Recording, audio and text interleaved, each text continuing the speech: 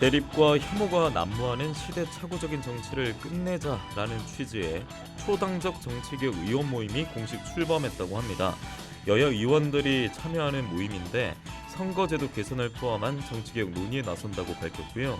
이 모임의 여당 간사를 맡은 국민의힘 창원특례시 마산합부구 최영두 의원 연결해서 자세한 이야기를 들어보도록 하겠습니다. 의원님 안녕하십니까? 네, 안녕하십니까. 예, 올해는 2월이 돼서야 처음으로 인사드리는 것 같습니다. 늦었지만 복 많이 아이고, 받으시고요.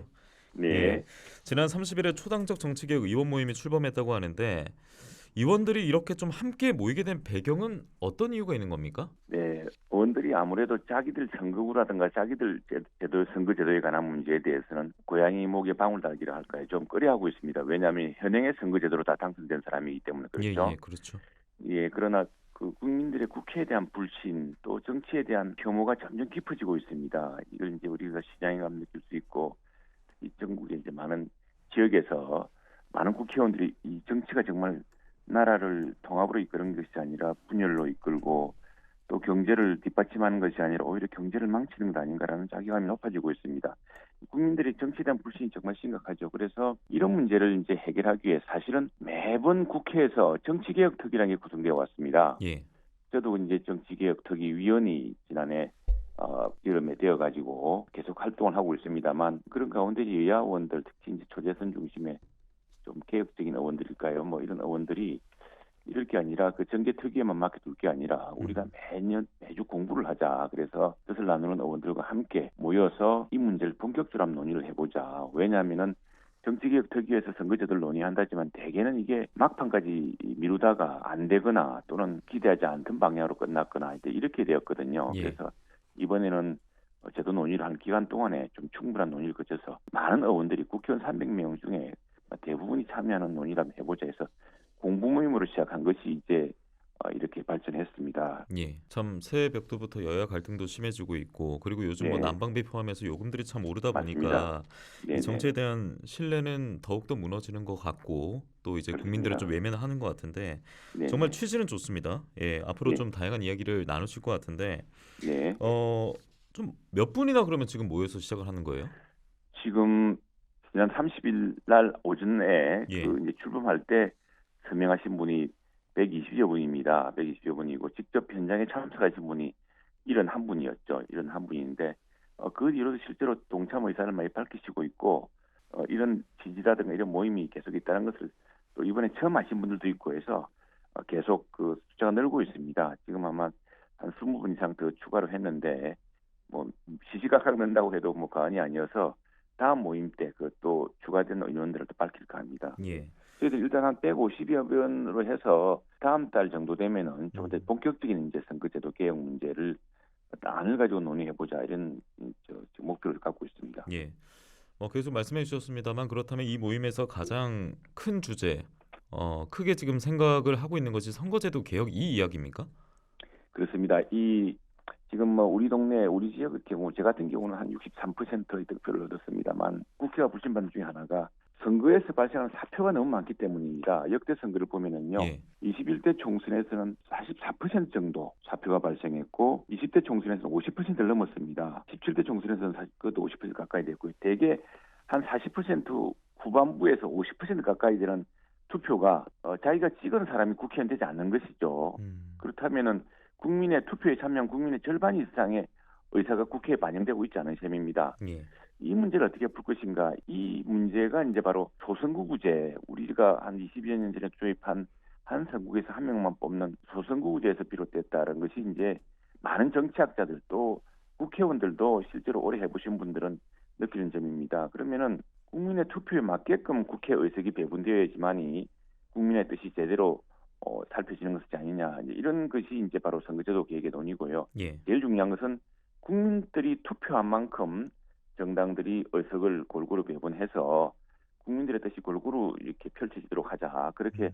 토론도 하고 수기도 해서 또 국민들이 필요한 정말 일들을 때로는 타협하고 때로는 협상해서 이루어내자는 것이고요.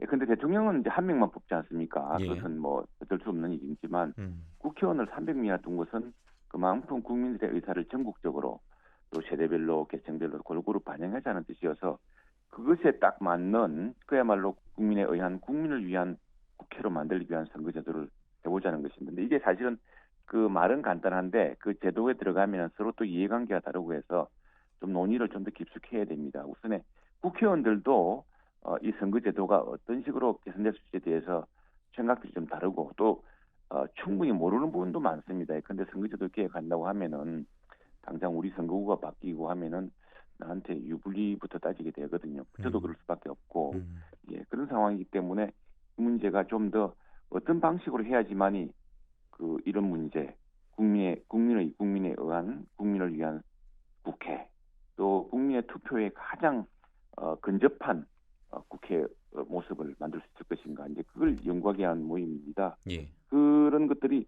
몇 가지 법안으로 나와 있고 크게 한 두 가지 가닥으로 잡히면은 마지막으로 국회에서 국회 전원위원회라는 걸 통해서요. 이제 국회의원 전체가 모여서 본회의장에서 바로 토론해서 법안을 만들어 나가는 그런 과정이 있습니다. 국회법에 이루어진 아주 특별한 절차인데 만일 원내대표라든가 여야 양당을 통해서 이런 과정이 지연된다거나 한다면은 국회 전원위원회를 통해서 한번 본격적으로 논의해 보는 것이 어떠냐라는 그런 방안도 나오고 있습니다. 근데 지금 다룰 이제 현안들이 참 많을 텐데, 네네. 그러니까 지금 선거제도 관련해서 얘기를 하는 이유는 선거구 이제 획정 법정 시한이 얼마 남지 않았기 때문이지 않습니까? 그렇습니다. 네네. 근데 그냥 간단하게 가능할 거로 보십니까? 쉽지 않습니다. 매번 선거구 획정이 법정 시한 그러니까 내년 선거일이 4월 10일이거든요. 예. 그럼 올해 4월 10일까지 선거구 획정이나 이루어져야 됩니다. 또 선거구 획정과 함께 선거법 제도도 함께 개선이 이루어지면 좋은데 예. 너무 촉박하고 지금까지 선거구 획정이 그 법정 시한 1년 전에 이루어진 적이 거의 없습니다. 그래서 그러니까요. 예. 쉽지 않은데 이번에는 그래도 1월 말부터 이렇게 바짝 지금 속도를 높여서 의원들 간 논의를 모으는 까닭은 우선에 선거구 획정을 통해서 빨리 선거 제도를 정착할 수 있도록 준비를 할 수 있도록 해주자는 게 있을 텐데요. 예.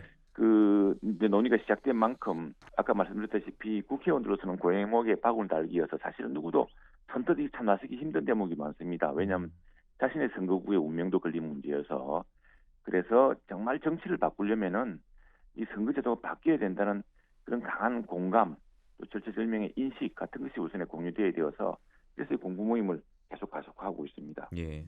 뭐 지금 이제 관련 이야기 들으면서도 이 전반적으로 정치와 그리고 이 선거에 있어서 좀 불신이나 그리고 좀 약간 따끔한 그런 목소리를 많이 내주고 계신데 네네. 일단 시간이 얼마 남지 않았으니까요. 이 선거제도 관련하지 말고 다른 이야기로 잠시 넘어가도록 하겠습니다. 그러니까 매주 만난다고 하셨잖아요. 네네. 예, 매주 뭐 월요일마다 만나는 겁니까? 그렇습니다. 월요일 만나서 이제 예. 이제 이 논의의 진정 과정을 보여드리려고 합니다. 우선에 지금 이 선거제도 쉽진 않지만 예. 그 하나의 이제 새로운 분위기가 있다고 한다면 첫 번째 국민적 관심이 매우 높습니다. 언론에서 이대로는 안 된다. 이런 선거제도로는 혐오와 적대의 정치밖에 되지 않는다. 국회가 싸움밖에 더 하느냐라는 이제 이런 그 질타가 높고 그래서 바꾸자는 여론이 아주 높습니다. 두 번째는 국회의장이 좀 이전 국회의장과 달리 굉장히 이 문제를 중대하게 좀 꼭 해야겠다는 의사를 가지고 있고 또 그래서 기자회견에서 밝힌 바 있고요. 또 대통령께서도 연초 기자회견 신년 인터뷰에서 중대선거구로의 도농복합형 중대선거구로 하면은 현재 대립형 정치가 협칭을 갖지 않겠느냐 그리고 국민의 뜻이 좀 더 고르게 반영되지 않겠냐 밝혔기 때문에 이런 상황들이 지금 좀 종전과는 다른 여건이 될 수 있다고 생각을 합니다. 그래서 이제 사실은 가장 중요한 것은 그러면 선거제도를 어떻게 하려고 할 것이냐 그럼 한 명씩 뽑지 않고 어떻게 하자는 것이냐라는 것일 때 여기에 대해서는 각 여야 정당에서 여러 의원님들이 이제 방안을 내놓고 있습니다. 이런 방안을 가지고서 협의를 할 텐데요. 참고로 제 같은 경우는 이제 우리 윤석열 대통령이 밝힌 뜻에 따라서 해보자면은 지금 인구가 과밀한 세계적으로 유례가 없는 수도권 같은 경우 서울의 경우는 인구가 너무 과밀하지 않습니까? 예. 이런 지역은 사실 선거구라는 것이 어떤 지역적 경계가 있거든요. 뭐 큰 강이 있다거나 또는 뭐 큰 산이 있다거나 또 마을이 딱 분류되어 있다거나 이렇게 해서 보통 우리 경남의 선거구는 굳이 획정이 되는데 서울 가보시면 아시겠지만 서울은 골목 따라서 선거구 획정이 됩니다. 심지어는 경기가 뚜렷하지도 않습니다. 그래서 과연 한 구의 선거구가 3개씩도 있고 하니까요. 근데 은평구, 서대문구, 마포구가 사실은 지하철로 하나로 연결돼 있고 버스로 연결돼 있는 하나의 큰 동네거든요. 도심이 이어져 있는데 이게 지금 6개로 쪼개져 있습니다. 네네. 예, 이런 곳들은 대선 중대선거구에서 서울이 모두 49개 아니겠습니까? 그러면 예. 49개인데 이것은 5개씩 해서 대선구구로 9개 그리고 4개 중선구구 하나에서 이렇게 할 경우에는 국민들이 보다 폭넓은 선택을 할 수 있을 것이다라는 것이 있고요. 알겠습니다. 반면에 네. 이제 우리 같이 지금 하나의 경남의 경우 보면은 하나의 선거구가 지금 4개의 시군을 포함하고 있는 지역도 있고 예. 또 저희 마산 하포나 마산 해운만 하더라도 이 언면 지역이 포함되어 있기 때문에 네. 선거구가 뭐 그 서울 크기만 합니다. 사실은 음.